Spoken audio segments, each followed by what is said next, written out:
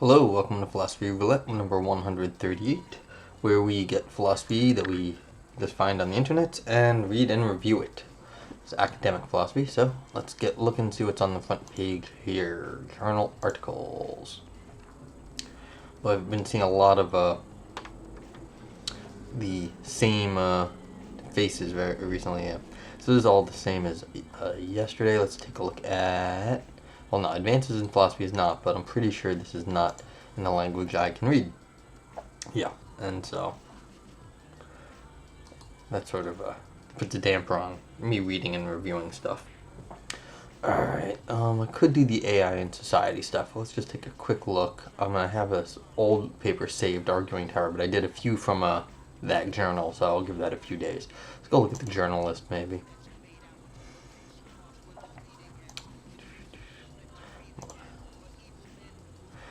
I'll go back to the whole list one of these days. Let's see. What haven't I looked at in a while, or haven't just looked at? Because... Let's see.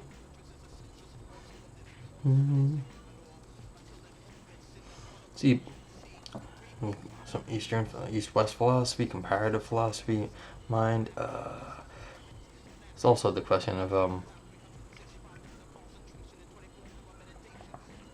who has short enough papers, because I can't read something for 3 hours. That would drive me crazy. Alright, let's just go with, let's see if J. Phil has something. Haven't looked at them in a while. So.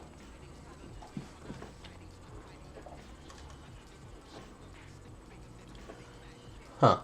4 pages. I'm sure this is a review or something. It'd be sort of amazing if there was a 4-page on foundational inquiry. Be very impressive paper.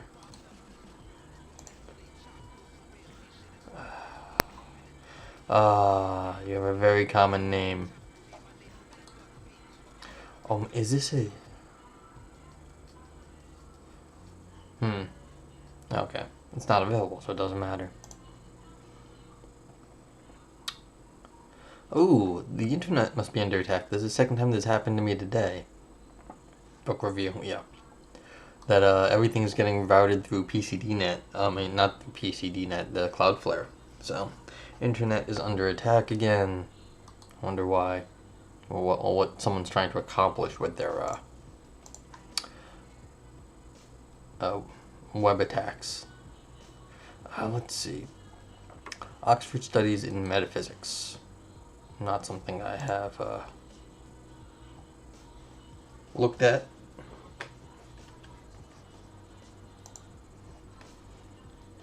Against big instance, 10 pages, very nice. That's the only one, so let's hope it is available. And there's not even a link.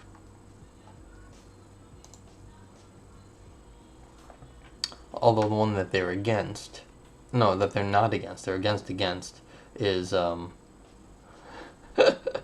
is available, but not the one that, not theirs, but they are for this paper. Okay.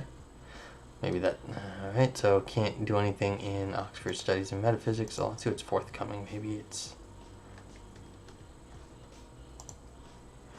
phrase not found. Shucks. Okay, so... That's unfortunate. Let's see what Oxford Studies in Epistemology is like.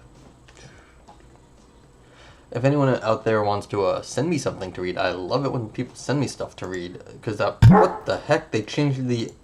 Did they change the, I don't know if you heard that, but I think they changed the, audio for the, not found. It's a dog bark, not like a bounce sound. Oh, wow. Alright. So, Ergo, everything's so long on Ergo, because it's one of the things that I don't like about basically the only thing I don't like about the open access journals that are just purely online is that they allow for very long papers. And the problem that they allow for very long papers is that all the papers get long. And as Pascal said, if I had more time I would have written a shorter paper. People, you can reduce what you're saying to just make a shorter paper. You don't need to say everything. I know philosophers like to demonstrate the breadth and like depth of their knowledge. It just seems to be something they like to do. See, I read this one. I think I've read a bunch of these things now. Alright, so I'm running out of the, let's see if they got anything forthcoming.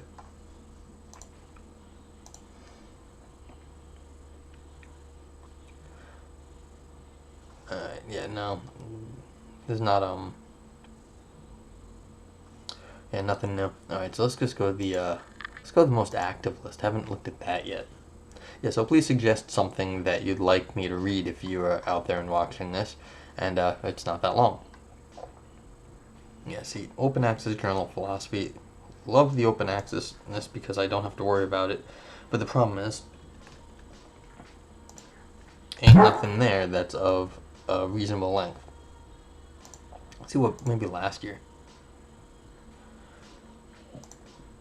One thing. Did I read this?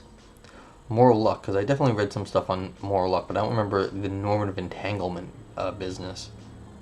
And then there's one other match. Let's see what that one is. Non-repeatable. Oh, I don't recall reading any non-repeatable hedonism. Okay, so here we go. Good.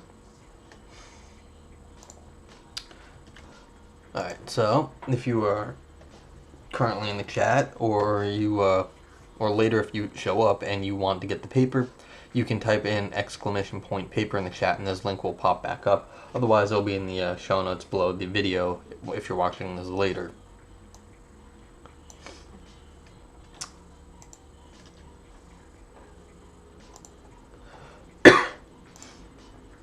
So, and what's nice about this is I don't have to worry about searching for it because it's open access. I can just go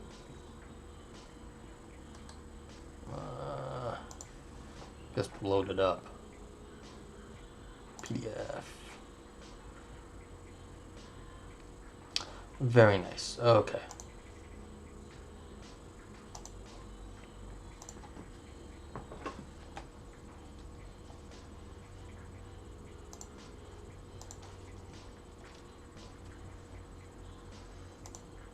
Excellent.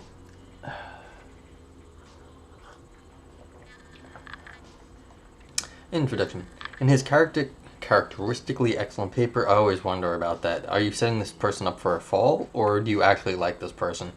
I guess it would be you like this person. Characteristically excellent. A new defense of hedonism about well-being. Ben Bramble provides, or is it you? Did you write this? Okay, no.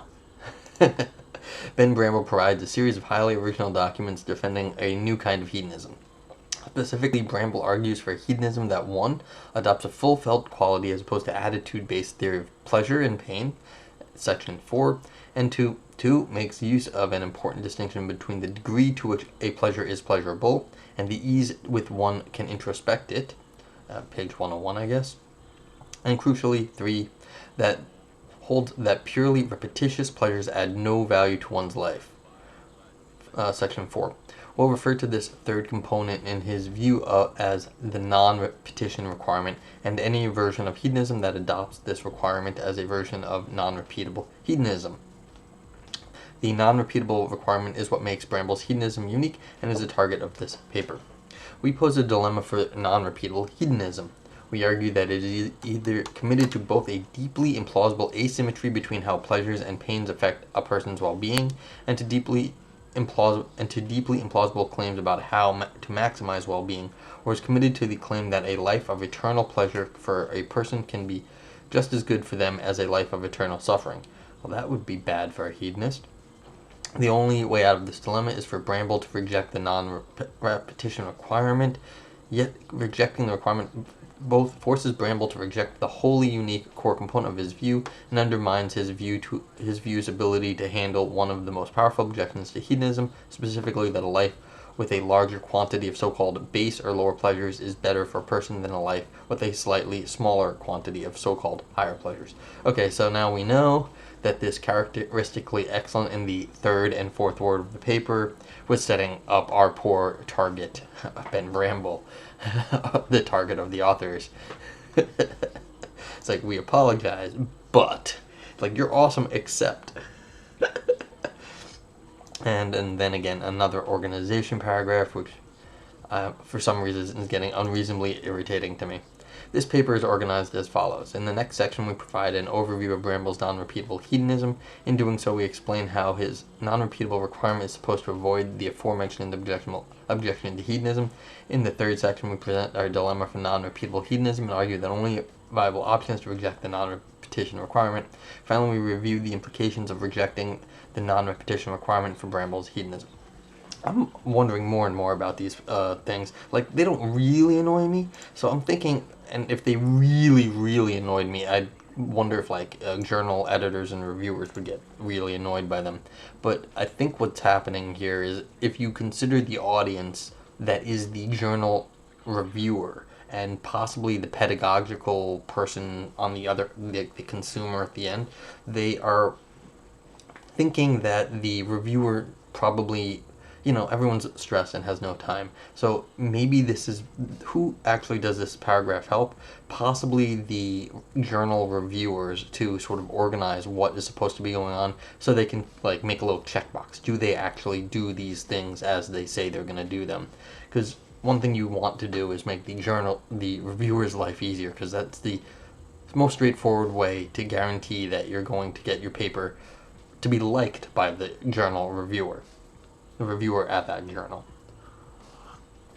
So I understand why it's going. I just, like, as a consumer on the other end, I don't like it. But I'm not your average consumer. Your average consumer has not read 138 random philosophy papers over the course of the quarantine. Anyhow, but it's an interesting strategy, because that's the only reason I can see why doing this. Because for the random person reading it, it's not really going to help you to have extra organization on a 10-page paper. It's like, it's 4 sections. Like, how complicated is it? It's not a book. Okay. Bramble's non-repeatable hedonism. Bramble's hedonism grounds itself on the assumption that any adequate theory of well-being must satisfy what he refers to as the experience requirement. The experience requirement, something can benefit or harm a being only if it affects her experiences in some way, specifically their phenomenology, what it's like to be having them, the experience of having that experience. Insofar as death is typically understood to entail the permanent cessation of one's experiences, Bramble suggests that only pleasures and pains are up for consideration as potential ways to benefit or harm one's lifetime well-being. Pleasures and pains respect the experience requirement. They can only occur if someone is alive to experience them. The same does not appear to be true of other candidates for intrinsic goods, for example, success, fame, desire, satisfaction. People can seemingly gain success, become famous, and have their desire satisfied even after death, which is to say, after they cease to have experiences altogether. Therefore, Bramble concludes that only a theory which measures the extent to which one's life is good in terms of pleasures and pains can be adequate theory of well-being. This theory, of course, is hedonism. However, Bramble rejects the traditional hedonism, instead proposing the following view. If any of the viewers want to ask me any questions, feel free to send me something to chat about in the box. Okay, so this is Bramble's version of hedonism. For any two individuals, S and S star, S was better off in some respect in her life considered as a whole than S star, if and only if. S felt some kind of pleasurable phenomenology that S star did not feel, or some kind of pleasurable phenomenology that S star felt, but in a higher degree than S star felt it, or S star felt some kind of painful phenomenology that S did not feel, or some kind of painful phenomenology that S felt, but in a higher degree than S felt it. I don't really love this use of the word phenomenology here. I mean, you could have just said subjective, because painful, like, self-experience is what they want, but that's sort of this is a cheap use of phenomenology, because I don't think the word's going to get any other play in this area other than just here. You could have just said some kind of pleasurable self-experience, like subjective experience, because you're not doing anything else in terms of phenomenology in this paper, I don't think. So I understand that this was a quote, and that but I'm just wondering what really is the I mean, it's not really drawing on the tradition. You could some kind of pleasurable experience. Just saying experience would have done just as well in this case. And again, there's nothing on this paper. I'm just wondering about the use of the word phenomenology in this area, for which I'm not an expert. I'm not an expert in this area. So maybe there is a whole hedonistic phenomenology area I don't know anything about, which now sounds like it would plausibly be a good thing to look at. There are a few important points to keep in mind about Bramble's hedonism. First, when discussing pleasures and pains, Bramble adopts a felt quality theory. See, this is what I mean, felt quality. This could have been, that's what they mean by phenomenology, felt quality. Theory of pleasure and pains. According to felt quality theories, some experiences count as pleasures or a pain simply in virtue of the way it feels to experience it, that is, in virtue of its phenomenology. Yeah, well, thank you, author, for explaining what exactly that is meant by phenomenology in this little bit.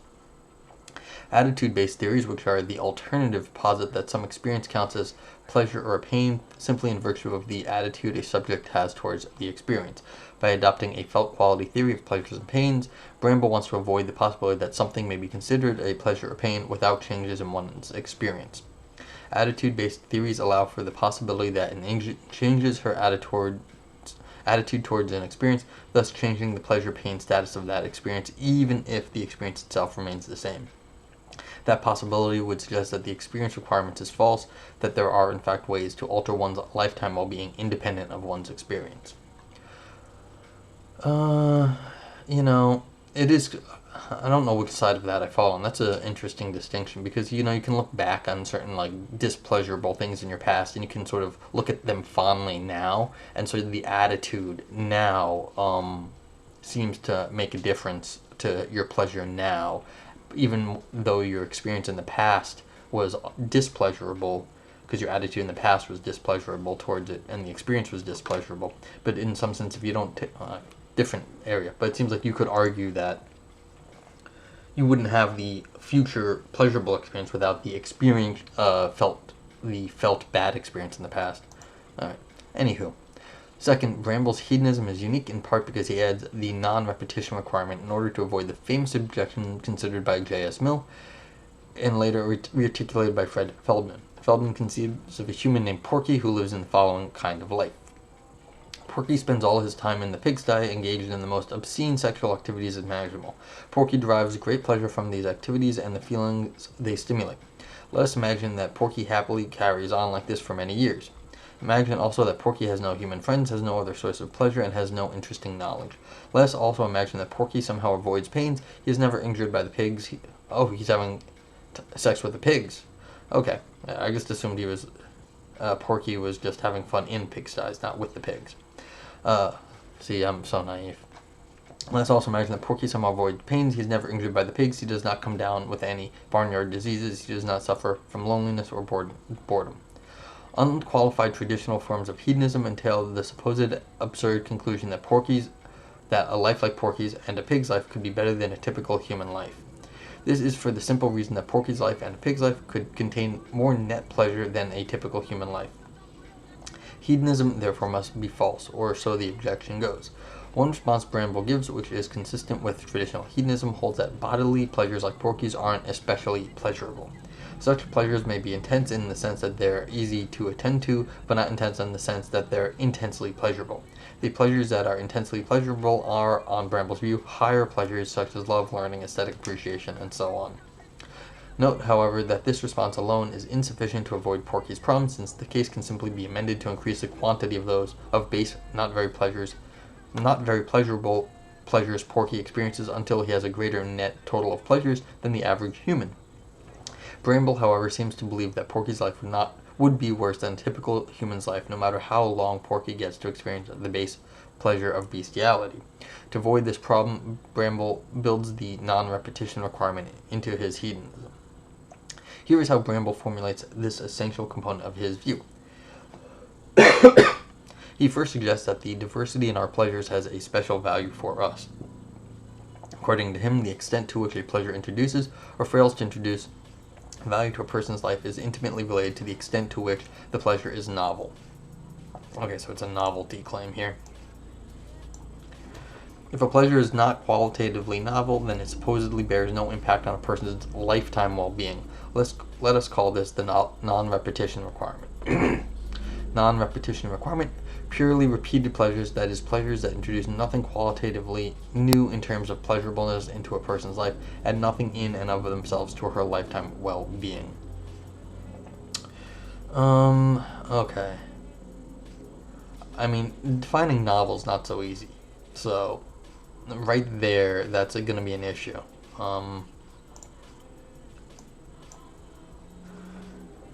So, how do you actually define what counts as novel? I mean, because by definition, the second time you do something is not the same as the first time you do something because it's the second. And so that would be novel in a very trivial sense, but still novel. So there are like trivial forms of a novelty that you have to argue away, and if you can't do that, then the novelty just collapses also, or it makes it ad hoc. So we'll have to see what happens here. Now, this requirement should not make us doubt the value of the continued enjoyment one receives from the higher pleasures. This is because there will typically be sufficient qualitative variation between such pleasures. Yeah, like sufficient qualitative variation. For example, love, knowledge acquisition, aesthetic appreciation, to make each typical individual experience of a higher pleasure contribute to one's total well-being. For instance, according to Bramble, many qualitative new pleasures are made possible by friendships and relationships as they evolve or deepen over time.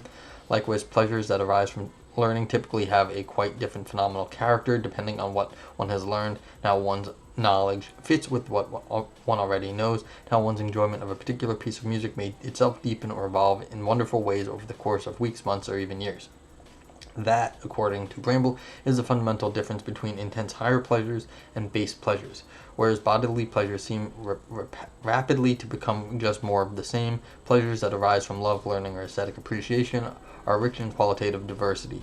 Porky's life, according to his view, is worse than a typical human life, no matter how long Porky gets to experience the base pleasures of bestiality, because the pleasures of bestiality are not qualitatively diverse. Alright, so it seems like there's some sort of building on the previous experience going on here, because you can learn more. And the learning more affects the reflection on the next thing you learn. Love and friendships, like these things grow over time, and so bestiality apparently doesn't grow. It seems to grow seems to grow enough on Porky, but maybe that's a deviant case of hedonism, or this is the wrong kind. It's the base hedonism, which is supposedly we don't like that, or at least supposedly the authors don't like this. It may be objected, as Bramble well acknowledges, that there are some seemingly pure repeated pleasures that appear to add some value to a person's lifetime well-being. Is there really nothing of value for, say, Mary in her enjoyment of her morning coffee, an enjoyment that presumably is qualitatively identical each time? Bramble insists, however, that such cases need not contradict his non-repetition requirement. Each time Mary enjoys her coffee, there may be subtle new elements, for example, the setting, the brand of coffee, the mug she's drinking from, that are sufficient for her experience to count as qualitatively novel pleasure, and so sufficient for each instance of her drinking her morning coffee to contribute to her lifetime well-being. This is what I was saying about the trivial cases. There's always going to be like, okay, today's a new day, and so I'm doing the same thing I did yesterday, but on a new day. One may worry that whatever slight qualitative differences Bramble appeals to in order to preserve the judgment that Mary's morning coffee is continually good for her will prove too much. After all, Porky's activities could be as qualitatively diverse as Mary's morning coffee. Bramble can't have his cake and eat it too. Well, I want Bramble's cake. Or, more precisely, Bramble can't maintain that Mary's morning coffee is good for her without also allowing that Porky's carnal acts with pigs are good for him. We set this worry aside, however, because Bramble's non-repetition requirement actually generates a much deeper, much more serious problem for his hedonism. It is to this worry that we now turn.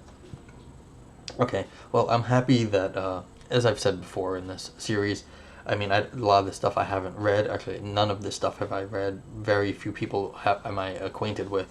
So, if you end up thinking something in one of these papers, it's quite often because they want you to be thinking it. They're very smart people, and so if you are thinking something, it's because they're setting you up. They want you to be thinking it because they know, and they know what to do. So, and I thought this is a good example too. You don't have to go with the technical trivialization. Just say, look, coffee versus bestiality, and that illustrates the point nicely.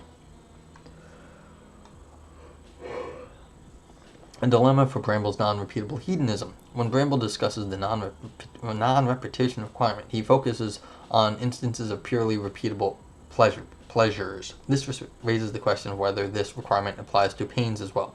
If it doesn't, then Bramble seems to is committed to an ad hoc asymmetry and some rather absurd conclusions. If it does, then Bramble is committed to an even more absurd conclusion, or so we argue. We'll discuss each horn in its turn.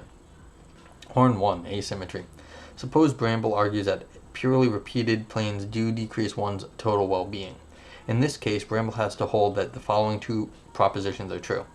Purely repeated pleasures do not alter the view of one's life considered as a whole, for only non-repetitious pleasures do. Purely repeated pains do alter the values of one's life considered as a whole, for they decrease one's well-being. Actually, I think this is right. I'm actually just gonna go, my first, past reaction is no. This is exactly right. Pains and pleasures are different in this way. You can get bored with something that's pleasurable, but if you keep having the same dang pain over and over, like my knee hurts every single day in basically the same way, that's really annoying. Okay.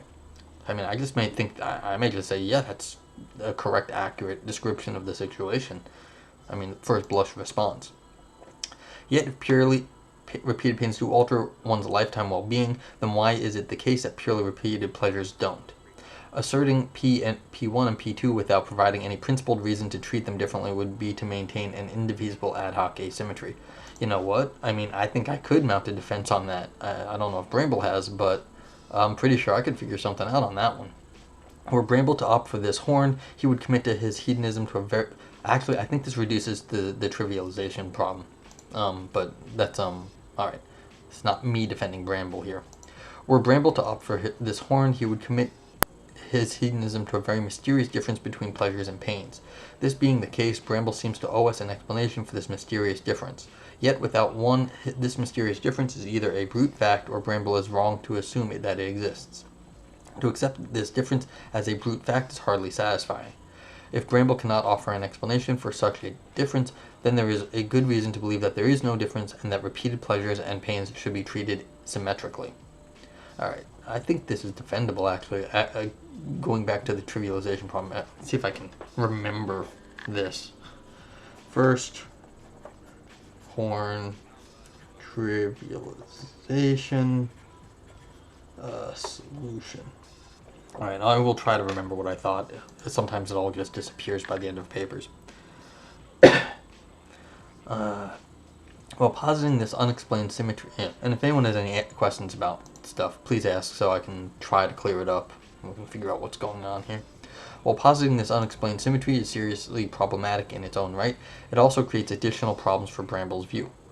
Positing this asymmetry leads to radical counterintuitive consequences in various first-order cases. For instance, it entails that maximizing well-being always requires preventing any amount of repeated or non-repeated pain over allowing any amount of repeated pleasure.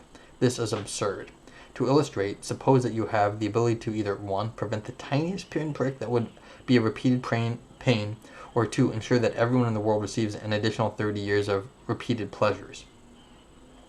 On this horn of the dilemma, maximizing well-being requires preventing the pinprick. So, tiniest pinprick, or ensure that everyone receives an additional 30 years. Okay, so this is just like a limited amount of pleasures, but everyone gets repeated pain constantly. On this horn of the dilemma, maximizing well-being requires preventing the pinprick. This is a surprising conclusion, to say the least. Suppose that the person who faces the threat of a repeated pinprick is also a potential recipient of the 30 years of repeated pleasure. We imagine everyone, including the person facing the repeated pinprick or repeating 30 years of pleasure, would prefer the 30 years of repeated pleasure, and would think that this is what would maximize well-being. This judgment is hard to deny. I'm not so sure about that, actually, but we will get back to that. In light of this problem, Bramble might be inclined to opt for the second horn of our dilemma after all. Horn 2, symmetry. Suppose that Bramble opts to treat the two cases symmetrically. P1 is true, but P2 is not, which is to say that, like purely repeating pleasures, purely repeated pains do not alter one's lifetime well-being. In this scenario, Bramble's view commits him to the implausible claim that continued life of eternal suffering can be just as good for a person as continued life of eternal pleasure. To illustrate, consider the following case. Eddie's eternal recurrence. Eddie has lived 30 incredible years of life, filled with all the most diverse higher and lower pleasures one can imagine. She has traveled around the world, learned new languages, read Shakespeare, attended the opera, watched The Simpsons and Black Mirror, gone to parties with friends, eaten plenty of delicious foods, received compliments. I mean, I know how old you are if you are with your references.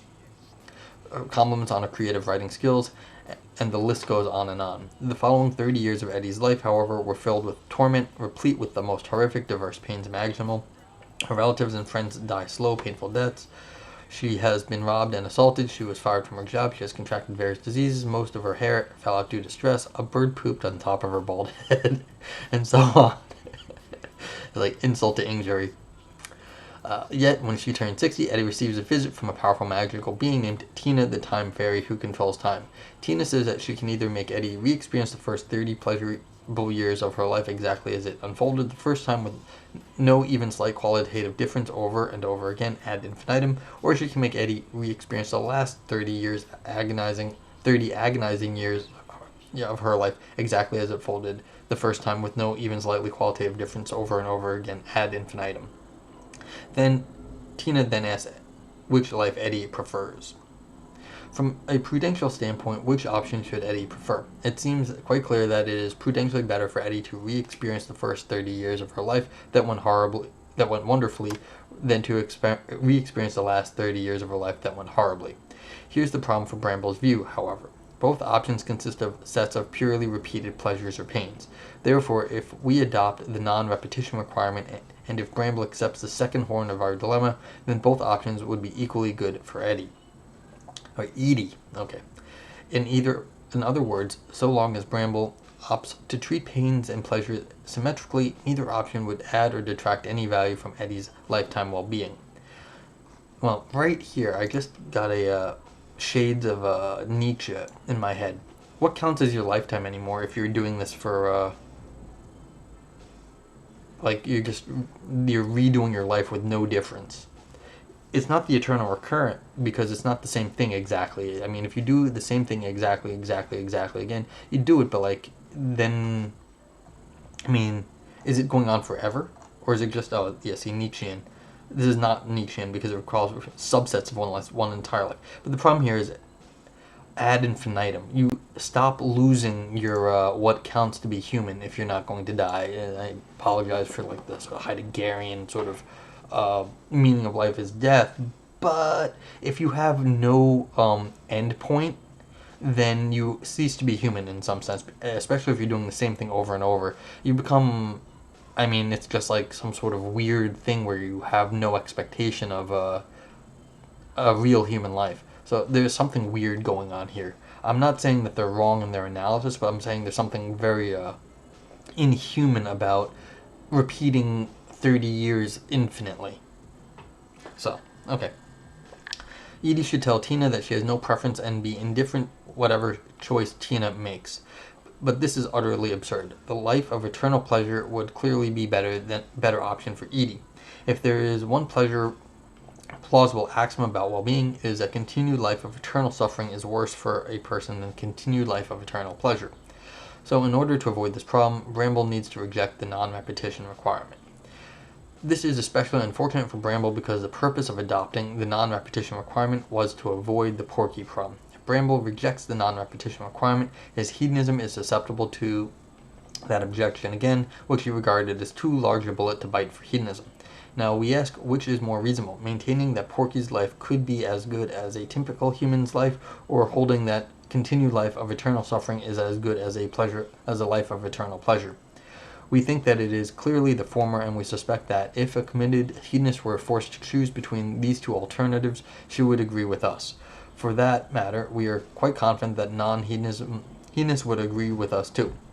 The proposition that continued life of eternal suffering could be as good for a person as continued life of eternal pleasure is simply too implausible to regard as a viable option. Bramble's hedonism only achieves a pyrrhic victory if it avoids a Porky problem at the expense of incurring an even deeper problem. Conclusion. In this paper, we aim to demonstrate there are very strong reasons to be suspicious of Bramble's non-repeatable hedonism.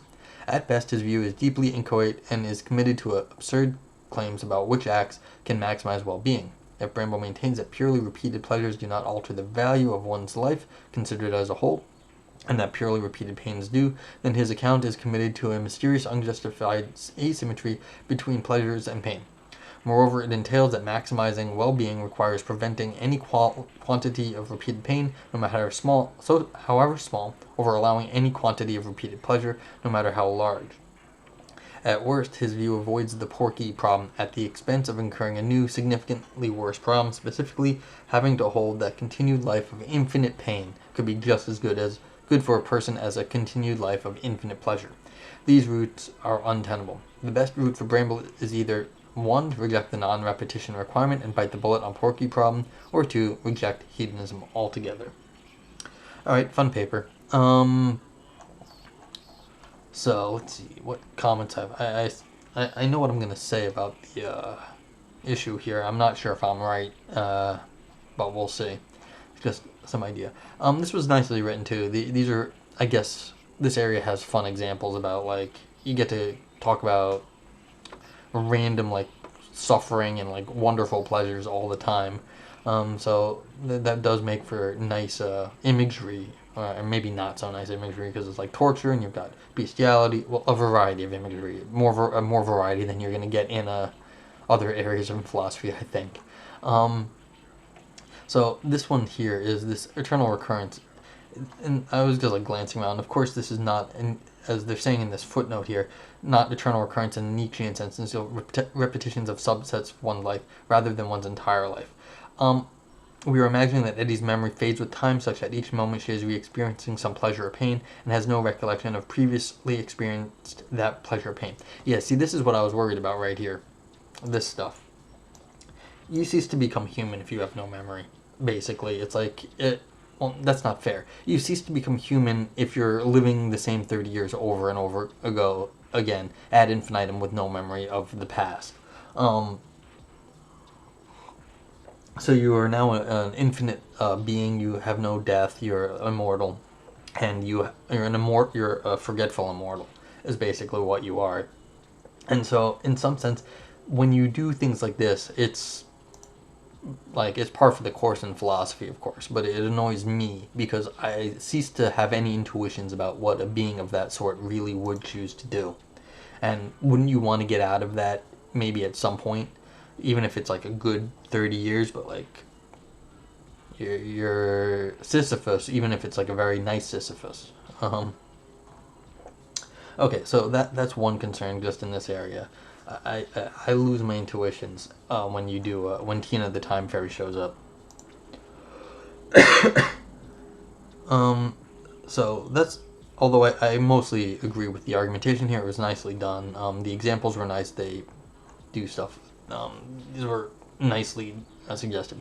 The main question I had is this area over here with subtle new elements. This is the trivialization problem. Is there like a little delta that makes every experience slightly different? And if so, does it make a bigger difference is there an asymmetry between pain and pleasure? So you drink your coffee every morning, you like it. Okay, that's good. I don't need to drink this coffee every morning. It's like not a big deal. My knee hurts. It's like, if anyone asks me what's going on in my head, my knee hurts, I'm hungry, or something about, like, yeah, something inappropriate usually. But, like, it's mostly my knee hurts. That's what's going on in my head. So, I'd really rather not have my knee hurting, because it affects every day all the time. I mean, it's not that bad at all. In fact, it barely hurts. But, like, that level of constant, it compounds over time. And so it does seem to be qualitative worse. I'd be happy to give up my morning coffee every day for the rest of my life, because I can get more pleasure, but the same stupid pain, like in your knee, it compounds, and I feel like a different way. Because in some sense, it's like you walk differently. you do a lot of things differently. Now, if I didn't have my morning coffee, you can get a new habit in the morning. But the same stupid pain, it's like poke, poke, poke, poke, poke, poke, poke, poke, poke, poke, poke, poke, poke. It's like one of those stop poking me. It's like that's saying like that isn't annoying, and so it's like there might actually be a qualitatively different aspect of repeated annoyance. That is, there might actually be an asymmetry there because repeated pleasures might not actually be the same sort of thing. I mean, it's not like I'm getting a little serotonin release every step I take when, unlike the pain I feel every step I take when my knee's hurting. So I'm not entirely sure that there isn't a something to be said about the asymmetry, even in this very small amount, because the asymmetry can affect you as it grows over time. So that's why I was worried about the trivialization issue here, because the subtle new elements can matter. And so you start changing the way you walk, you do little things to start affecting how you the rest of your life is structured if you are injured in some way. So I'm sure someone from disability studies and the philosophy thereof can speak to this way better than I can, because I know nothing of that. But it does, like this sort of, I'm thinking there might actually be something to certain sorts of repeated pains that are not the same thing as repeated pleasures. Okay, so that's my concern about here. So I don't think it's such an ad hoc thing, except in the very abstract of pleasure and pain. Other than that, I think that's it for now. I'll be back. Yeah, the definition of novelty is hard. It's what it goes to.